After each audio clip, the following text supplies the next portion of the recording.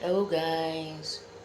Ayan, anong oras na hindi pa rin sila gising. Hindi pa rin ako nakapag-start maglinis sa loob. Ayan. Naayos ko naman yung mga naligpit ko kagabi dito. So, syempre buhay abroad. Nagkakape muna tayo.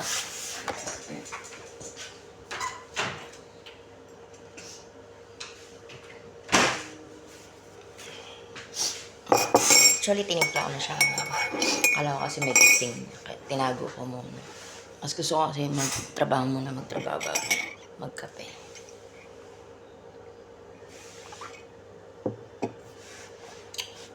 So, I think 56 days to go. And welcome back to Philippines. Ang dami-dami ko pang gagawin. At hindi pa rin gising yung magbubukas ng pintuan.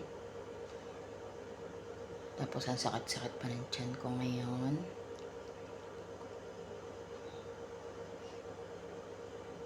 Tapos dumating na yung impact akong kasama sa kwarto.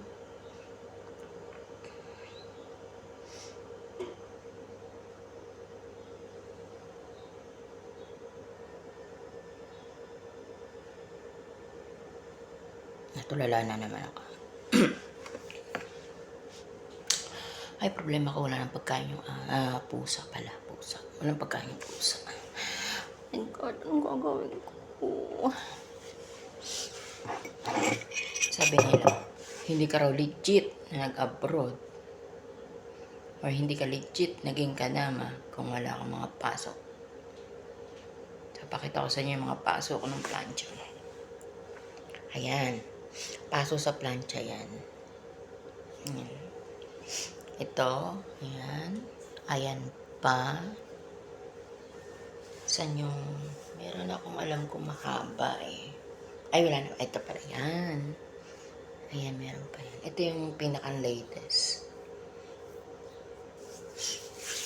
O, diba? Kaya, legit tayo. Legit talaga. So, guys, mamaya na lang ulit. Bye!